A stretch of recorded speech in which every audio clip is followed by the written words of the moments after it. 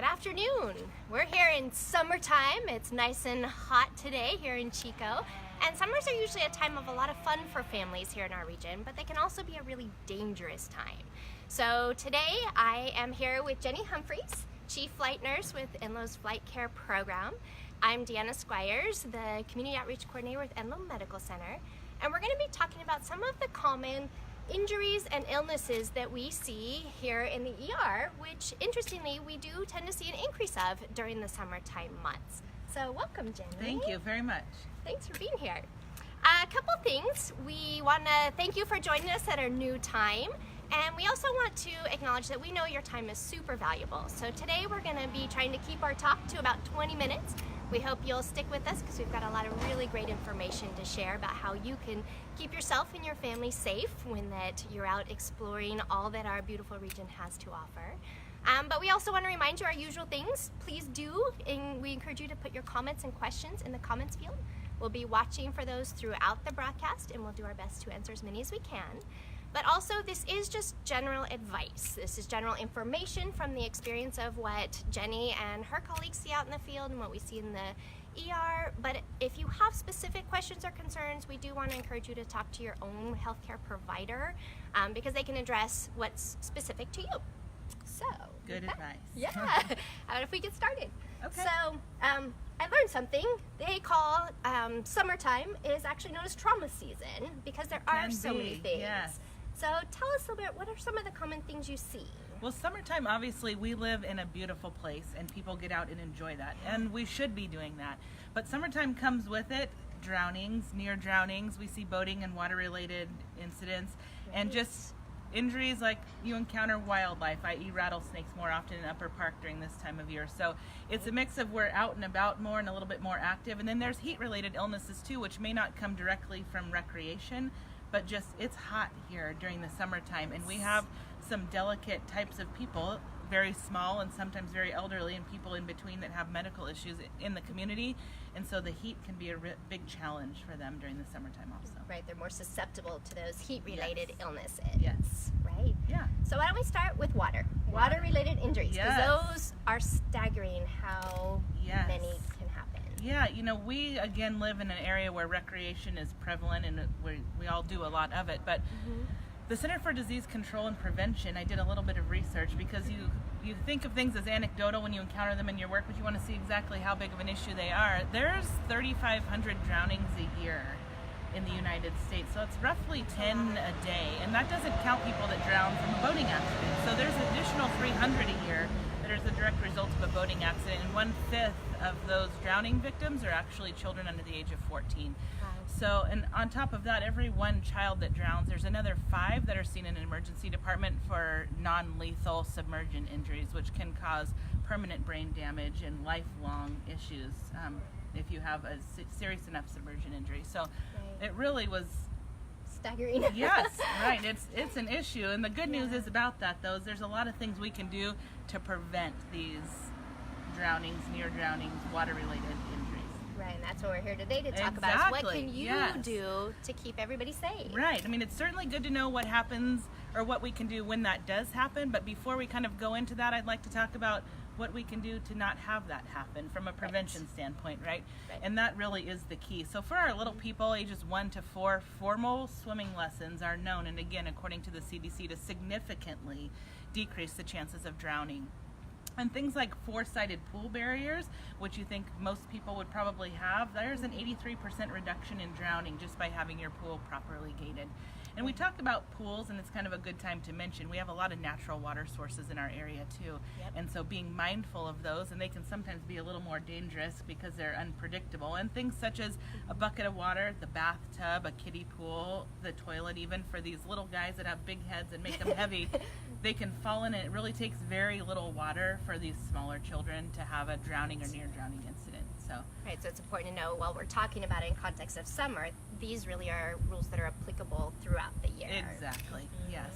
And with preschool age children, it's a good rule of thumb to have touch supervision. And what that basically means is they're within arm's reach of a non-distracted adult. So put your phone down and enjoy the outside, unplug for a little bit, and be within arm's reach of these preschool children. There are many children that die in the midst of a busy backyard barbecue because they fall into a pool and they quietly go beneath the surface, and no one sees that because everyone thinks someone else is paying attention. And so dedicating someone that's within arm's reach of these preschool age children is a huge, regardless of the water source, whether you're giving them a bath, have them in a kiddie pool, a large backyard swimming pool, the lake, wherever that may be, you need to be within arm's reach. Right, not talking on the phone, not making dinner, not socializing with your friends. Right. And then a Coast Guard approved personal flotation device is another excellent way to prevent these things. Not that you can put a life jacket on your child and not be within arm's reach of them. However, it drastically decreases the chance of them drowning. And Coast Guard approved is a big deal because there are many different devices that you can blow up, fill with air, water wings, little chest, there's lots. And while there's not necessarily anything wrong with those, they're not approved to be a flotation device. They do They're not serve designed that to flip purpose. you around and get you above water. Correct. And all those things that the life preservers do. Exactly. Yeah. So, and avoiding alcohol, and this is, for our adolescent and adult population, that mixed with boating and water is really a deadly combination. So alcohol, as we know, affects balance, it affects coordination, it affects judgment, right? And actually 70% of deaths related to boating accidents had alcohol involved in some way, shape, or form in the 2010 to 14 range, or 2004 to 14 that the CDC looked at. So that's a it's huge certainly, percentage. yes, and again, is preventable. You can choose when you decide to do that. Right. Also, removing things from your backyard pool that are going to attract kids. So when everyone leaves the pool, and to have the toys still floating around in the pool is attractive, right? Yeah. It's what they've been playing with all afternoon, and maybe they want to go get it out to play with it again. So taking those things out and making it a little bit less attractive is certainly a good way to also prevent drowning. Prevent them from going in when you're not watching. Right. Yeah. All good advice. So, heat-related illnesses. Really quickly, if I could, before we go to heat, if you encounter someone that is drowned or underwater, super important. that early CPR and initiating that early is what's going to maximize these folks' chance for survival. So I'm not saying that everyone in the community is going to have a formal CPR certification, because obviously that's not really a realistic expectation. However, being somewhat familiar with what that is and early activation of the 911 system is what's going to be what gives these people the best chance, be them adult or child. And do know in our area, we're very lucky to have emergency medical dispatchers that are specially trained and certified, so that when you call with any sort of medical emergency, but this is certainly one of them, they have an evidence-based process that they go through, and they can guide someone that has never a day in their life looked at how to do CPR through those processes until the ambulance gets there. So remaining calm and being able to follow their directions, but also knowing that while they're asking you all those questions and giving you guidance, in the background, the ambulance is already on its way. So those things are happening together. But if you encounter someone that's a drowning or near drowning, certainly early CPR and activation of the 911 system are key. Right, yeah, so as I mentioned, because when we were talking yesterday, we talked about, first call 911, stay calm, which is hard to do when it's an emergency, but just reminding yourself that, you've started the process, and then listening to the dispatcher who can help walk you through those things. Yeah. Time is wasted if they're having to get you to calm down enough to hear what they're saying. So it's very difficult, but just if you kind of keep that in mind and you find yourself in that situation, it'll be really helpful. Right. And there's a lot of different resources for learning CPR. There's classes. I think the Red Cross offers some here in our region. Enloe does also offer, there's a child and infant CPR through our Mother Baby Education Center. We do some community outreach where we teach kind of the basics at our community wellness expo. So we'll post some of those links in the comments if you want to learn more about CPR yourself. We do encourage it. But know too, like what Jenny said, that listen to the dispatcher, and they will help walk you through some of those steps until EMS crews arrive. Exactly. Yep. Yeah. So great advice. Okay. Heat. It's hot. It is. Yeah. So what kinds of things do people need to be aware of? There's heat stroke, heat exhaustion. Right. Being aware of just if you can choose, when you choose to be outside and doing your more active things is certainly a good idea. But there's many people that work outside. They're working on roofs, on the roads, the gardeners. Extensive exposure to heat, right? And so for those types of individuals that want to regularly expose to the heat, but planning what works for them, which is early hydration, clothing that is light, breathable, Right. protecting yourself from the sun. So you want to be dressed enough that the sun doesn't burn you up, but not so dressed that you're overheated, right? Right. But then also we talked a little bit earlier about the very young and older populations and those in between that just have some complicated maybe health concerns. Or medications Right. can Is affect the heat. being mindful about when, if you have some control over when you're outside.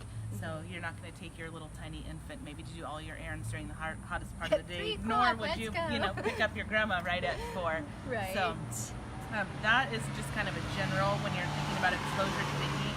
Yeah. If you can avoid it, it's not a bad idea to plan around it. But if you can't, then hydration and how you dress is certainly key. Now, if you find that you or someone aren't feeling well because of the heat, that can be dizziness, excessive sweating, a little bit of lightheadedness, and that's kind of on the heat exhaustion end of the spectrum. So there you can get them out of the heat, some cool towels and blankets, maybe sips of cool water. Now, if they start down the path of vomiting, maybe their mental status isn't what their normal baseline is, they stop sweating, those kind of things, that's a medical emergency.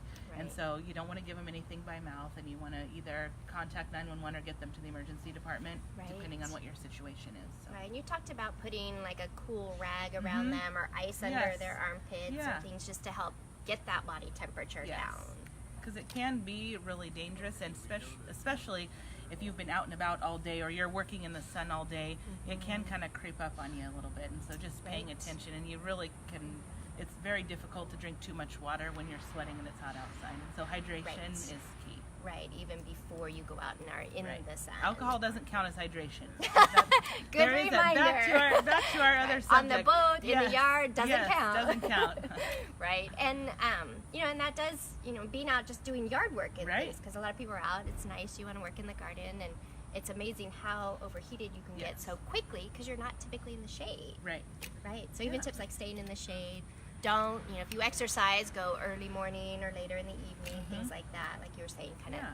plan your day around those hot times. Yeah. Yeah. Okay, so you mentioned snakes. And I actually Yes. saw my very first rattlesnake out in Upper Park. They're really out there, really, really. Did you hear it or did you see it first? You know, we were walking and we were very aware, so I know you're going to tell us to be aware. We were, Yes. you'd be proud of us. And we saw it like 6 feet away, so we paused. And then it wasn't until we let it go off on its own, and then as we were walking by far away, it rattled. So the rattle came later Yeah. than the visual. Yeah. So what should people do? Snakes, you hit the nail on the head, be aware. And keep in mind, when we encounter these animals, generally we're in their habitat, right? Yeah. We're visiting them in Upper Park. Now, you will find them under your porch and places around your house, but kind of expecting where you might find them and doing your best to see and avoid is always going to be the best way to approach a snake. Now, Right. with that being said, you can get a little bit surprised by that. If you have pets off leash, obviously they may encounter them before you ever do.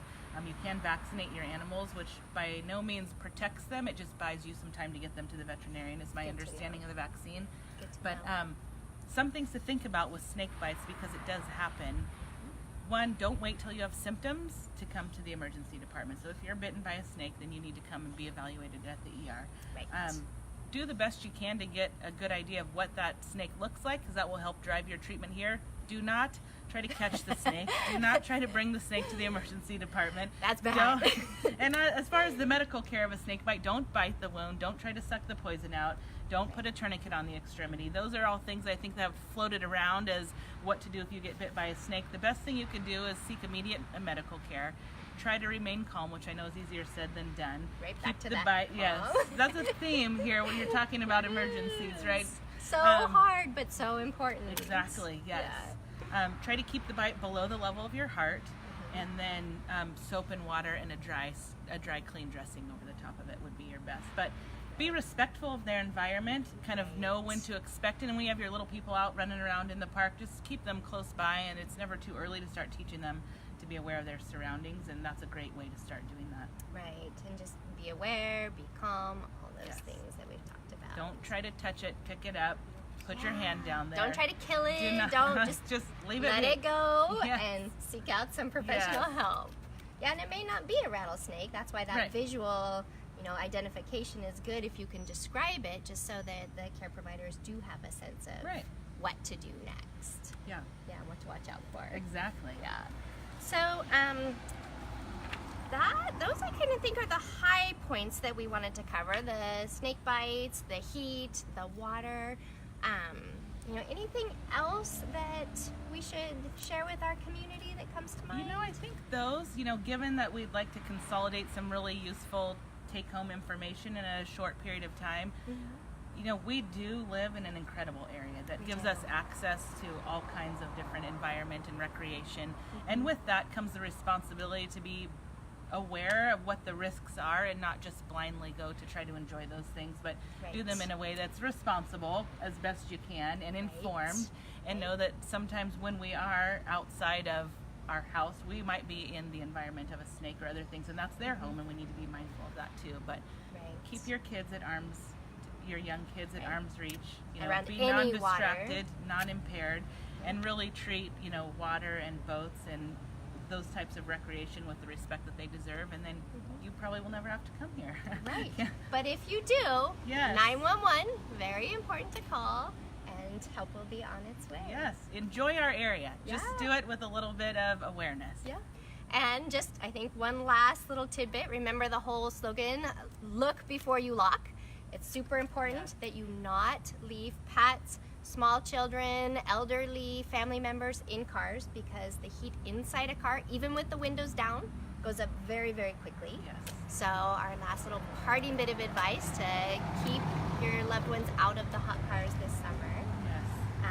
And we will definitely post some links for some of the information we talked about. We do have a page on our website that lists some of these summer safety tips, as well as some others that we haven't touched on today. So we'll have that link in the comments. You can refer to that for more information. But thanks for joining us, and we look forward to seeing you next month. But between now and then, have a great summer, stay safe, and we'll see you soon. Bye-bye.